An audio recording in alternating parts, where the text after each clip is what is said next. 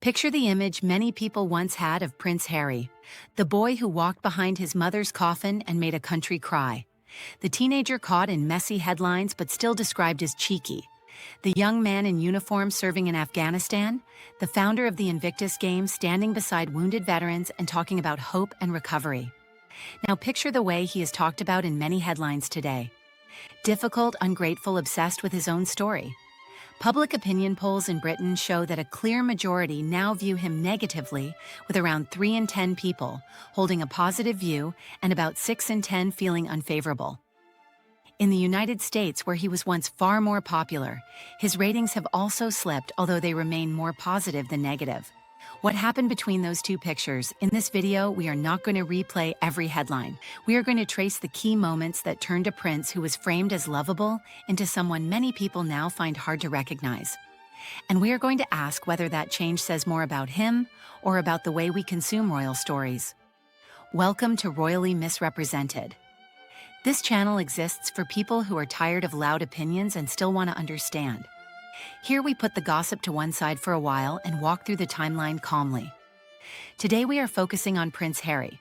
We will look at the early years when he was seen as the relaxed prince who made people laugh, and then as the soldier who founded the Invictus Games. We will look at the turning point when his relationship with Meghan Markle collided with a tabloid culture that profits from conflict.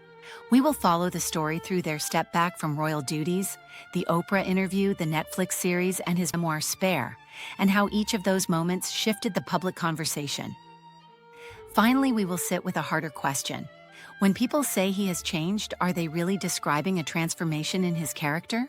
Or are they describing a shift in how a complex person is framed and discussed in a very noisy media world? Why should anyone care about the public image of one prince? First, this story is about more than a single person. It is about how institutions respond when someone inside them starts telling uncomfortable truths about mental health, race, and family conflict in public. The monarchy is not just a family, it is also a symbol and a public role, funded and supported in part by the state. Harry's story therefore affects how people see that institution and how much trust they place in it. Second, this is a real-time example of how reputations can flip in the age of 24-hour coverage and social media. One set of clips can present a person as charming and relatable. Another set can present the same person as angry and ungrateful. Understanding how that happens makes all of us a little less easy to manipulate. Third, there is a human cost. Behind the headlines is someone who has spoken openly about grief trauma and the impact of losing his mother in front of the entire world, and who says telling his story has been part of staying mentally healthy. You do not have to agree with every choice he has made to recognize that how we talk about him also sends a message to anyone watching who is thinking about speaking up in their own life. 1. The early story from Spare to Soldier.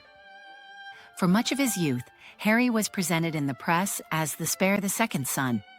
Not the future king, but the livelier one. This role came with permission to be imperfect and also with a kind of built-in joke. When he made mistakes such as wearing offensive costume to a party or being photographed in compromising situations abroad, he still often appeared in coverage as the naughty prince, rather than as a serious threat to the institution. That framing began to shift when he entered the military and served in Afghanistan. There, he spoke about finding purpose and about wanting to be treated as a soldier first, not as a royal visitor. Whatever people thought of the war itself, his willingness to serve in a combat zone changed the way many saw him. He was now the prince who had seen frontline danger, not just the prince who made headlines from nightclubs. Then came the Invictus Games, inspired by meeting wounded service personnel in the United States. He helped launch an international sporting event for injured and sick veterans in 2014. The Games quickly became one of the strongest parts of his public work. They allowed him to use his platform for something that was clearly not about him. When people talked about Prince Harry in those years, the words that came up often were relaxed, funny, and compassionate.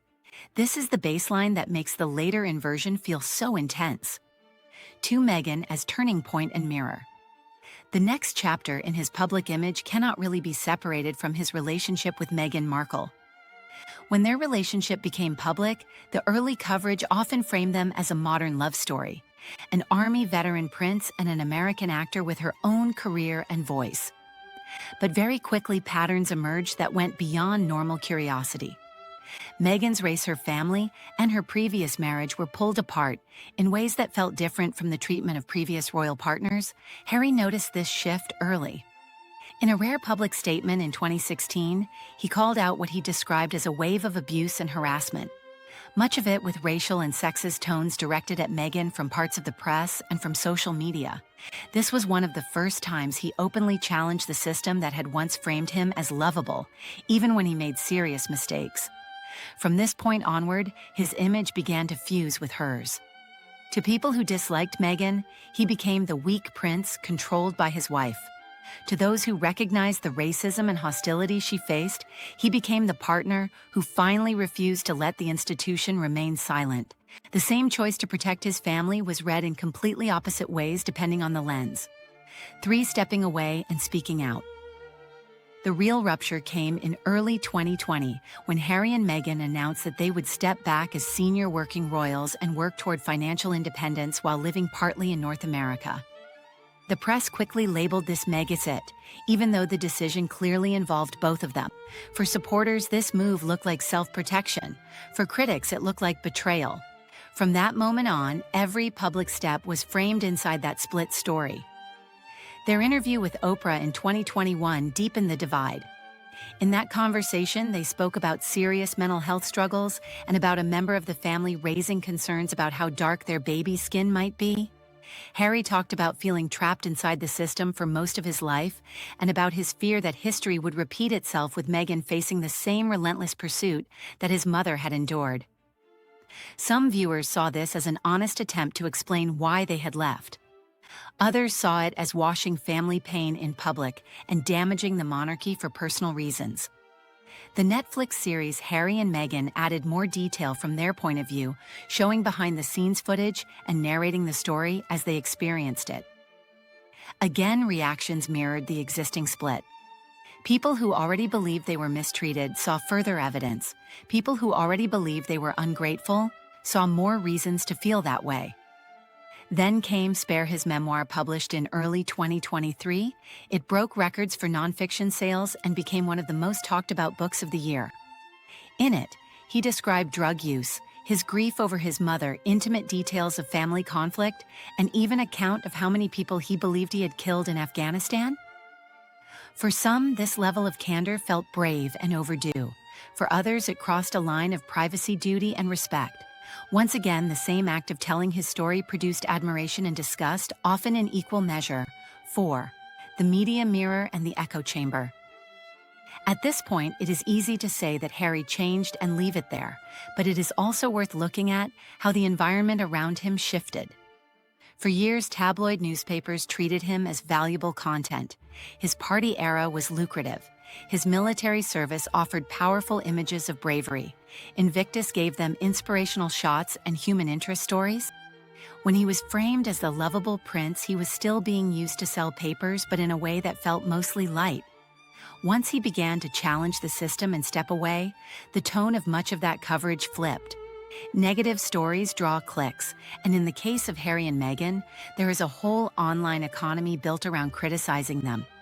Analyses of social media activity have found that a relatively small number of accounts and channels can generate a disproportionate amount of negative content, which then gets repeated and magnified in wider conversations. On the broadcast and traditional press side, commentators saw that strong opinions about Harry and Meghan, good or bad, would reliably bring attention. If you praise them, you attract one audience. If you attack them, you attract another. Nuance on television does not trend. This feedback loop makes it much harder for the public to sit with a mixed view. It pushes people toward the extremes. At the same time, Harry has been willing to go back into spaces that once harmed him. By releasing a memoir and appearing in high-profile documentaries, he has partly moved from being written about to being the writer and narrator of his own story. That is empowering, but it also keeps him in the center of the storm. There is a paradox here.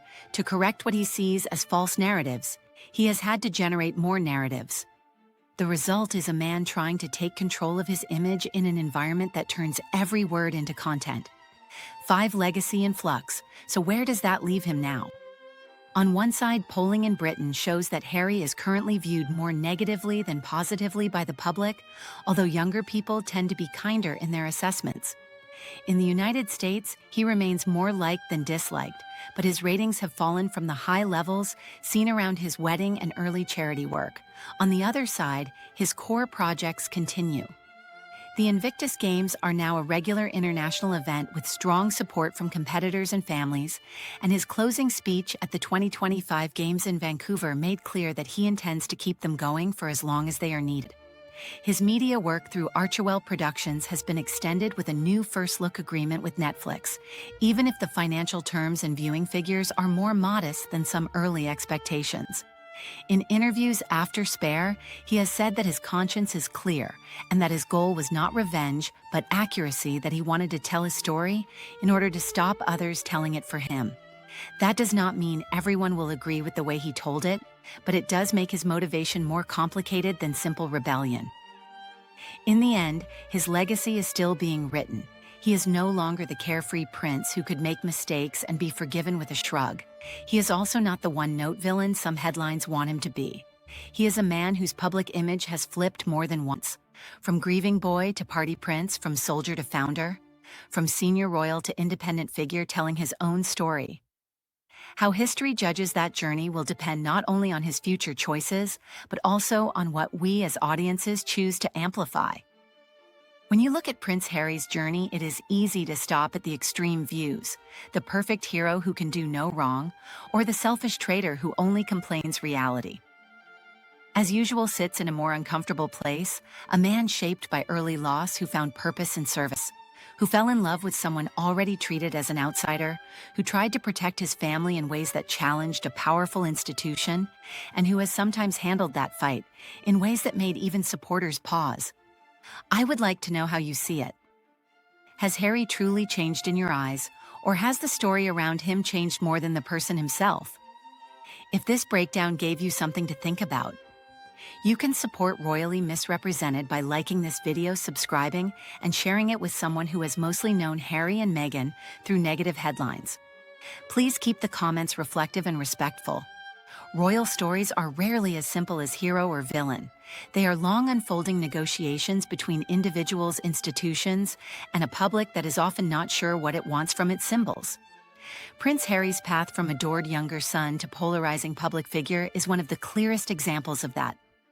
You do not have to approve of every decision he has made to recognize that his story has forced a harder look at how the monarchy works, how the media works, and how we respond when someone refuses to quietly play the role they were given.